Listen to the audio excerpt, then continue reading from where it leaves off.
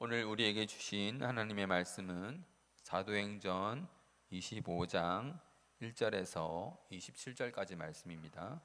사도행전 25장 1절에서 27절까지 말씀입니다. 한 절씩 교독하고 마지막 절은 같이 읽겠습니다. 베스도가 부임한 지 3일 후에 가이사랴에서 예루살렘으로 올라가니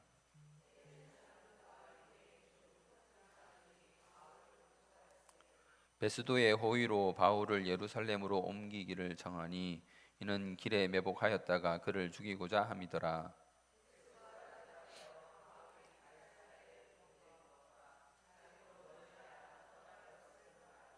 또 이르되 너희 중 유력한 자들은 나와 함께 내려가서 그 사람에게 만일 옳지 아니한 일이 있거든 고발하라 하니라.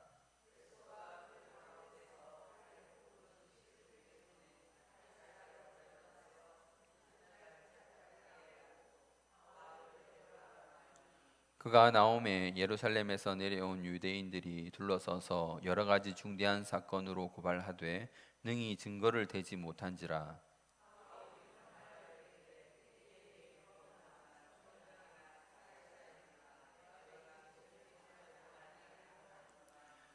베스도가 유대인의 마음을 얻고자 하여 바울더러 묻되 내가 예루살렘에 올라가서 이 사건에 대하여 내 앞에서 신문을 받으려느냐.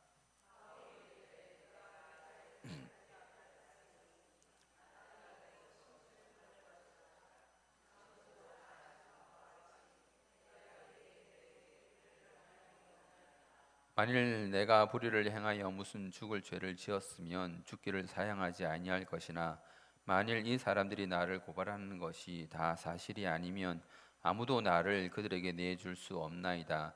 내가 가이사께 상소하노라 한대.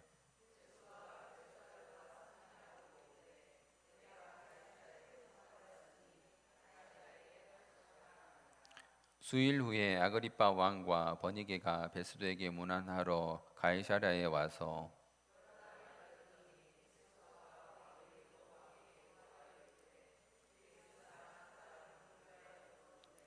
내가 예루살렘에 있을 때에 유대인의 대제사장들과 장로들이 그를 고소하여 정죄하기를 청하기에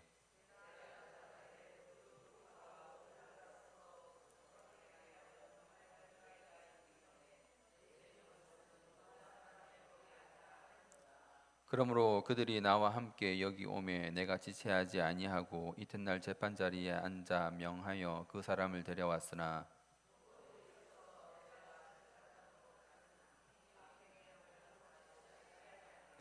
오직 자기들의 종교와 또는 예수라 하는 이가 죽은 것을 살아 있다고 바울이 주장하는 그 일에 관한 문제로 고발하는 것뿐이라.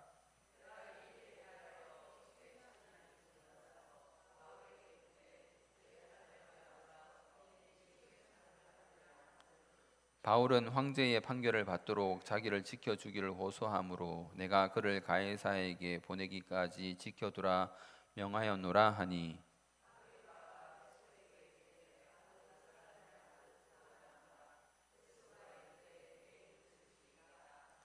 이튿날 아그리빠와 버니게가 크게 위험을 갖추고 와서 천부장들과 시중에 높은 사람들과 함께 접견 장소에 들어오고 베스도의 명으로 바울을 데려오니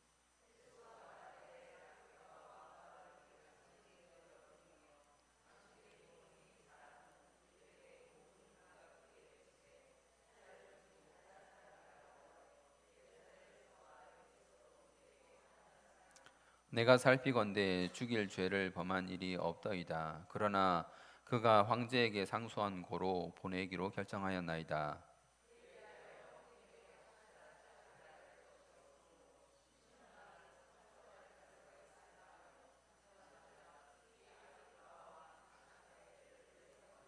같이 읽겠습니다. 그 죄목도 밝히지 아니하고 죄수를 보내는 것이 무리한 일인 줄 아나이다 하였더라.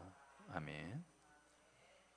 네, 우리는 지난 시간에 바울이 총독 벨릭스 앞에서 자신을 변호한 일에 대해서 살펴보았습니다. 바울은 자신을 고발하는 예루살렘 유대인들은 바울이 소요를 일으키는 사람이라고 말은 하지만 그들은 바울에 대하여 어떠한 증거도 내놓을 수 없는 그런 상태인 것을 역설했습니다. 왜냐하면 그들은 사실 예루살렘에서 바울이 소요 사태를 일으키는 것을 본 적이 없습니다.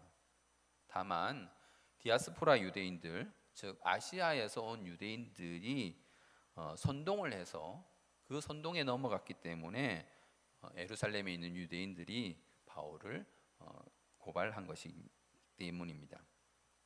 그래서 바울은 만약에 아시아에서 온 유대인들이 자신에 대하여 반대할 것이 있으면 그들이 직접 벨릭스 앞에 와서 고발해야 하지 않느냐라고 그 고발의 부당함, 즉 예루살렘 유대인들의 고발의 부당함을 분명하게 하였습니다. 그러나 바울은 그것으로 자신을 신문하는 것을 피해가거나 또는 재판을 종결지으려 한 것이 아니라 거기에다가 덧붙여서 자신이 부활에 대하여 말함으로 신문을 받는다라고 함으로써 총독 벨릭스의 그리스도 교회에 대한 관심을 끌어내고 또 벨릭스 및 부인 등 고위 관직에 있는 자들에게 의와 절제와 장차 오는 심판에 대해 강론할 기회를 얻게 되었습니다. 그렇게 바울은 상황이나 때와 장소를 가리지 않고 복음을 전하고 또 설교할 그런 기회를 얻었던 것입니다. 우리도 바울처럼 복음을 전하는 것에 최선을 다해야 할 것입니다. 우리의 일상의 이웃들에게는 당연하거니와 설령 일생에 한두 번 만나기 힘든 높은 직분의 사람을 만난다 하더라도 또 설령 자기를 해하려고 하는 사람을 만난다 하더라도 조금도 흔들림 없이 우리가 받은 그 진리, 예수라는 그 진리를 증거하는 우리들이 되어야 할 것입니다. 지난 말미에 바울은 이태, 즉 2년을 벨릭스에 의해 구류되어 있었다고 했습니다. 그러니까 2년 동안이나 가이사랴에서 구류되어 있었죠. 그런데 오늘 보니 벨릭스 대신에 부임해 온 베스도가 있는데 이 베스도는 바울의 일에 대해 빠르게 처리하려는 그런 태도를 가지고 있음을 알 수가 있습니다. 베스도가 총독으로 부임하고 3일 만에 예루살렘에 올라갔을 때에 대제사장과 유대인들의 고관들이 바울을 다시 한번 고소했습니다. 그들이 2년이나 지나는 동안에 바울이 가이사랴에 구류되어 있다는 것을 잊지 않고 있었다는 거죠. 벨릭스가 총독이었던 때에는 바울이 질서정연한 논리로 자신의 그 유대인들의 입을 다물게 했을 뿐만 아니라 벨릭스 또한 유대인들을 물리치고 바울의 이야기를 듣는 것을 좋아했기 때문에 유대인들은 아마 더 시도하지 않은 것 같습니다. 그런데 베스도가 새로이 총독이 되어 부임했다고 하니 새로운 총독 베스도를 시험해 보는 것이죠. 베스도는 편견이 없이 말합니다. 참으로 행정적인 그런 인물이라고 할 수 있겠습니다. 뭐라고 말합니까? 고발할 것이 있으면 가이사랴에 와서 고발하라. 그러니까 유대인들이 요청을 해도 요청을 싹 무시하고 로마의 행정, 로마의 법을 따라서 내가 가이사랴에 있으니 바울도 가이사랴에 있으니 고발할 것이 있으면 가이사랴에 와서 직접 고발하라. 이렇게 말을 하죠. 유대인들은 2년 만에 다시 총독 베스도 앞에서 바울을 고소합니다. 그들은 중대한 사건으로 바울을 고발하지만 마땅한 증거를 대지 못했던 것입니다. 바울은 자신이 도무지 율법이나 성전이나 심지어 가이사에게나 죄를 범하지 않았다고 강변하죠. 그런데 베스도가 유대인의 마음을 얻고자 바울을 예루살렘으로 보내려고 합니다. 자네 예루살렘에 가서 재판을 받아볼 텐가? 이렇게 말한 것이죠. 베스도가 왜 이런 제안을 했을까요? 왜 유대인들의 편을 들려고 할까요? 유대 총독으로 새로 부임해 온 사람으로서 이제 그 지역을 다스려야 하는 그런 사람입니다. 가이사랴에 구류되어 있는 한 명의 유대인과 예루살렘이라는 주요 지역에 거주하고 있는 여러 명의 유대인하고 누구랑 더 친하게 지내야 할까요? 예, 예루살렘에 있는 많은 유대인들하고 친하게 지내는 것이 베스도에게 더 유리할 것입니다. 그래서 베스도의 마음은 조금 더 예루살렘 유대인들의 말을 들어주고 싶었던 것입니다. 그러나 바울은 베스도의 제안을 이런 지하에 거절하고 오히려 자기의 재판을 로마에서 받겠다라고 합니다. 가이사에게 상소하겠다는 것이죠.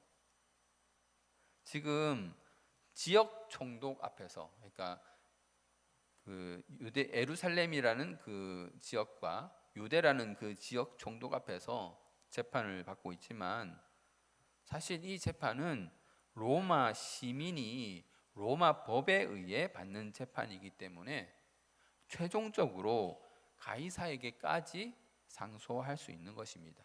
다 로마 제국 안에 있기 때문에 로마 시민은 최종적으로 로마의 황제인 가이사에게까지 상소할 수 있는 거예요. 바울은 예루살렘 유대인들이 고발하는 것은 모두 사실이 아니며, 따라서 자신을 그들이 재판하도록 내줄 수 없다라고 말합니다. 그러나 바울이 이렇게 결정하는 바울에 대해서도 우리가 좀 이해하기 힘든 부분이 하나 있기는 합니다. 왜냐하면 바울은 이미 2번이나 크게 그 재판에서 이겼었습니다. 바울을 고발하는 유대인들은 여러 명이었죠. 그리고 심지어 전문 변호사도 있었습니다. 더들로라고 하는 전문 변호사까지 대동했는데도 바울 한 명의 증언을 이겨낼 수 없었습니다. 바울 자신도 2번이나 단언했듯이 이 예루살렘 유대인들의 증언으로는 나 바울의 죄를 정할 수 없다라고 말했죠. 자, 그러면 바울이 예루살렘에 가서 더 많은 유대인들과 또 싸움을 한다고 해도 충분히 이길 수 있는 것입니다. 2년 전에도 한번 이겼고 또 2년이 지난 지금에도 그들이 아무런 마땅한 증거를 제시하지 못했다는 겁니다. 오히려 자기를 고소하는 유대인들을 멋지게 재판으로 이겨내고 자기를 옹호하는 유대인들로부터 거센 지지를 얻어서 악하고 고집센 유대인들에게 역풍을 안겨줄 수 있는 기회임에도 불구하고 바울은 예루살렘으로 가지 않았습니다. 오히려 가이사에게 상소함으로써 일을 더 크고 복잡하게 키우고 있는 것입니다. 생각을 한번 해보십시오. 이 지역에서 일어난 그 분쟁을 가지고 로마 제국의 황제 앞에 가서 이 일을 재판을 받는다고 생각해 보십시오. 얼마나 황당한 일입니까? 집안에서 그냥 아버지가 해결하면 될 문제를 저기 법정에 가가지고 이걸 해결하겠다고 하는 것과 거의 비슷한 격인 것입니다. 자, 생각을 해보십시오. 이 일을 두고 가이사에게 가면 어떤 일이 벌어지겠습니까? 자, 이 문제를 가지고 지금 바울이 가이사에게 상소했습니다. 이 문제를 가지고 가이사에게 가면 어떤 일이 있어야 할까요? 어떤 일이 벌어지게 될까요? 바울은 무슨 말을 하게 되겠습니까? 예루살렘에서 일어난 일에 대해서 전혀 알지도 못하고 심지어 관심도 없는 그런 가이사입니다. 각 지방 총독들이 보고한 내용들을 그냥 살펴보고 지시하면서 또 수도인 로마의 일도 처리해야 하는, 어찌 보면 바쁜 그런 가이사입니다. 가이사가 바울을 알기나 할까요? 가이사가 바울에게 신경이나 쓸까요? 그런 가이사 앞에서 바울은 무슨 말을 또 어떻게 해야 할까요? 그런데 우리는 바울이 무슨 말을 해야 할지 너무나 뻔하게 잘 알고 있습니다. 무슨 말을 할 것이냐면 내가 지독한 유대인으로서 예수 믿는 자를 잡으려고 다메섹에 가다가 빛 가운데 예수님을 만나 예수님으로부터 사명을 받고 예수 그리스도께서 다시 살아나심, 즉 부활에 대하여 증거하다가 유대인들로부터 오해를 받아 이렇게 재판까지 받게 되었노라 라고 가이사에게 이야기할 것이 뻔합니다. 사건이 어떻게 된 것인지 가이사에게 상세하게 알려야 하지 않겠습니까? 자, 그런데 그 이야기는 지금까지고 몇 번이고 했지 않습니까? 유대인들 앞에서도 하고, 총독 벨릭스 앞에서도 하고, 총독 베스도 앞에서도 지금 한 것입니다. 또 처음부터 그 이야기를 또 가이사 앞에서 또 하겠다는 겁니다. 아니 목사님, 그런 일이 벌어질 줄 어떻게 잘 아십니까? 라고 물을 수 있는데, 오늘 본문 13절 이후를 보면 이제 그런 것을 예측할 수 있는 것이죠. 13절 이후에 무슨 내용이 나옵니까? 바울이 가이사에게 상소하고 계속 가이사랴에 구류되어 있는 동안에 아그리빠 왕과 버니게가 가이사랴에 옵니다. 베스도는 아그리빠 왕에게 바울의 일에 대해서 상세하게 말해주죠. 예루살렘 유대인들이 바울을 고소하길래 그를 재판해 봤는데 악행은 하나도 없고 예수라 하는 이가 죽은 것을 살아있다고 바울이 주장하는 그 문제로 바울하고 그 유대인들이 서로 싸우더라. 그래서 예루살렘 현장에 가서 다시 한번 재판을 계속 하겠느냐 이렇게 물어보니까 바울이 그렇게 하지 않고 황제, 즉 가이사에게 가서 판결을 받겠다고 해서 가이사에게 보내려고 하는 중이다. 이렇게 베스도가 얘기를 하니까 아그리빠 왕이 말하기를 나도 이 사람의 말을 듣고자 하노라 이렇게 말을 하면서 바울의 말을 들어보겠다 이렇게 말하는 것이죠. 그래서 이튿날 아그리빠와 버니게 그리고 천부장들과 시중에 높은 사람들이 적견 장소에 다 모이고 바울은 그 앞에 서게 됩니다. 그리고 26장에서 바울은 자신의 사건에 대해서 자세하게 이야기하게 되는데 너무도 잘 예상하는 바와 같이 또 아까 전에 제가 예상한 바대로 또 우리가 이미 알고 있는 대로 자신이 다메섹 도상에서 예수님을 만난 것과 예수님의 명령에 따라 복음을 전한 것, 곧 예수님이 죽은 자 가운데서 다시 살아난 것을 전했다 하는 그런 내용을 아그리빠 왕 앞에서 하게 됩니다. 자, 이런 내용을 로마에 가서 가이사 앞에서 또 하겠다는 거예요. 몇 번이고 했는데 또 하겠다는 겁니다. 바울이 왜 이러는 걸까요? 그냥 자신의 무죄를 입증하고 풀려나면 되지 않겠습니까? 충분히 이길 수 있습니다. 충분히 이길 수 있죠.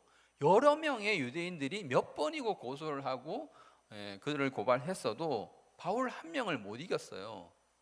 그러면 예루살렘에 올라가서도 확실하게 나는 무죄다 확인할 수 있지 않습니까? 재판을 이길 수 있지 않습니까? 충분히 이길 수 있고 사실 이미 이긴 거나 다름이 없습니다. 세상 사람들이 바울에게 어떠한 죄목도 찾지 못했습니다. 그런데 왜 바울은 일을 크게 만들어서 제국의 황제 가이사에게 가서 또 다메섹 도상의 일을 이야기하려고 그렇게 할까요? 왜냐하면 주님께서 바울에게 그렇게 해야 한다고 말씀하셨기 때문입니다. 지금 바울의 머릿속에는 로마에 가서 예수님이 시킨 그 일을 해야 한다는 생각으로 가득 차 있기 때문에 로마로 가는 그 길을 택한 것입니다. 언제 주님이 그런 말을 하셨습니까? 사도행전 23장 11절 말씀입니다. 그날 밤에 주께서 바울 곁에 서서 이르시되 담대하라. 내가 예루살렘에서 나의 일을 증언한 것 같이 로마에서도 증언하여야 하리라 하시니라. 자, 사도행전 23장 11절에 그러니까 바울이 예루살렘에서 로마군에게 붙잡혀 영내에 있을 때에 유대인을 바리새인과 사두개인으로 양분한 후에 그날 밤에 주님께서 바울에게 말씀하셨습니다. 담대하라. 내가 너를 예루살렘에서 나의 일을 증언한 것 같이 로마에서도 증언하여야 하리라. 너 지금 로마 가서도 이 말을 해야 돼. 이 일을 증언해야 돼. 너희 유대인들에게 증언했듯이 똑같이 로마에 가서도 증언해야 돼. 그래서 바울은 지금 로마로 가려고 하고 있는 것입니다. 죽기 전에 그 대단하다는 세상의 중심지 로마라는 도시를 한번 보려고 가는 건 아닙니다. 로마 제국의 황제 가이사의 얼굴을 한번 보고 싶어서 가려는 것도 아닙니다. 로마에 가야만 자신의 재판, 억울한 이 재판이 정당하게 풀리기 때문에 그래서 로마에 가려는 것도 아닙니다. 오직 주님이 로마에 가야 하겠다고 했기 때문에 로마에 가서 예수님의 일을 증언해야 한다고 했기 때문에 다 이겨놓은 재판을 종결내지 않고 일부러 고난의 길, 확실한 로마행을 택하는 것입니다. 빼도 박도 못하게 가이사에게 상소해 버리는 것입니다. 여러분, 성도의 선택은 이러해야 합니다. 주님의 명령과 자신의 유익을 앞에 두고 성도는 무엇을 선택해야 합니까? 주님의 명령을 선택해야 하는 것입니다. 자신의 유익을 구하는 것이 아니라 주님의 명령을 먼저 구하는 것입니다. 오히려 자신에게 주어진 상황을 잘 이용해서 주님께서 주신 그 명령을 수행함에 도움이 되게 해야 하는 것이죠. 많은 성도들이 잘못 생각하고 있는 것이 하나 있는데 그것이 뭐냐면 세상 생활 따로 신앙 생활 따로라는 것입니다. 세상 일과 주님의 일을 서로 다른 것이라 생각하려는 것이죠. 그래서 세상 일과 주님의 일에서 주객이 전도되는 일이 발생하기도 합니다. 여러분, 우리가 세상에서 일을 하는 것은 주님의 일을 함에 있어서 그 세상 일이 필요하기 때문에 하는 것입니다. 세상 일을 보다 잘하기 위해서 세상 속에서 내가 인정받고 높은 지위를 차지하기 위해서 교회 생활을 하는 것이 아니라는 말입니다. 세상에서 일을 좀 하려니 좀 더 넓은 인적 네트워크가 필요해서 그래서 교회에 와서 여러 사람들을 만나는 것이 아니라는 말입니다. 세상에서 배려심이 많고 넉넉한 인품을 최고로 쳐주니까 세상 사람들은 배려심이 많고 넉넉한 인품을 가진 사람을 최고로 쳐주니까 내가 그걸 배우려고 교회에 가서 기독교 교육을 받고 기독교 교육 중에서 배려심 또 훌륭한 인품 그걸 똑 따서 내 인격으로 그 내 인격을 좀 고상하게 만들기 위하여 신앙생활 하는 것 아닙니다. 오히려 그 반대죠. 주님이 맡기신 사명을 감당하기 위해서 물질이 필요하기 때문에 세상 일을 잠깐 하는 거예요. 사람들에게 복음을 전하라 하신 그 명령을 잘 감당하려면 언어 능력이 필요해서 학교나 학원에 가서 언어를 돈 주고 배우는 것입니다. 내 이웃을 내 자신같이 사랑하라는 그 명령을 몸소 깊이 배우고 행하기 위해 이성과 결혼하는 것입니다. 생육하고 번성하라 하신 그 말씀에 순종하기 위하여 아이를 낳는 것이죠.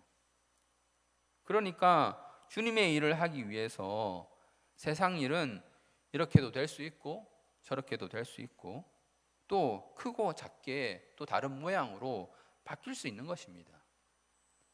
그렇게 되면 주님의 명령을 따르는 것이 나의 가장 큰 목표가 되면 세상이 나를 어떻게 평가해도 전혀 상관이 없는 것입니다. 지금 바울이 그렇게 하고 있지 않습니까? 충분히 오명을 벗고 자유롭게 될 수 있음에도 불구하고 굳이 로마에 가서 주님의 일을 증언하겠다는 거예요. 세상으로부터 죄인으로 평가받는 것을 감내할 수 있다고 그렇게 하는 것입니다. 내가 세상으로부터 잠시 죄인이라는 평가를 받는 것보다 주님의 일을 이루는 것이 훨씬 더 중요하다. 나이 많아 늙어서 노망난 것 아니냐라는 세상의 평가보다는 내가 지금 내 아들을 죽여 제사를 드려도 하나님이 도로 살려낼 것이라는 그 믿음으로 하나님의 말씀을 지켜 행하는 것이 더 의로운 일인 것입니다. 세상으로부터 시아버지와 붙어먹은 간음을 일삼는 여자라는 평가보다는 유다의 대를 이어서 유다의 후손으로 오시는 메시아, 즉 하나님의 말씀을 성취하기 위하여 유다의 대가 끊어지지 않도록 하는 것이 더 의로운 일이라는 거예요. 세상으로부터 나라 팔아먹은 여자라는 평가를 받겠지만 나라가 멸망할 때에 구원받고 하나님의 백성으로 합류하기 위하여 거짓말하고 적군을 숨겨주는 것이 더 의로운 일인 것입니다. 이제 말씀을 맺도록 하겠습니다. 바울은 세상 논리로도 분명한 무죄이며 신문 중에 그들의 말문이 막히게 한 것이 벌써 2번이나 있었습니다. 충분히 죄인의 오명을 해소하고 자유의 몸이 될 수 있었습니다.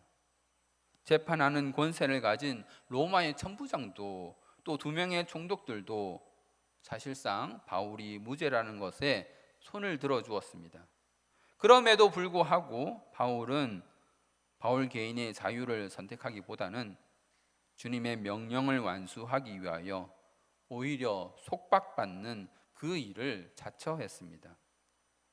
우리도 바울처럼 주님의 일을 더 앞세우고 주님의 일을 하기 위해서 또 세상 일도 하고 세상 일을 이용하고 사용하는 자들이 되어야 할 것입니다. 주님의 명령과 세상의 유익 간에서 주객을 뒤바꾸지 않아서 우리 주님이 맡기신 그 사명을 충성되게 잘 감당하는 저와 여러분 되시기를 주님의 이름으로 소망합니다.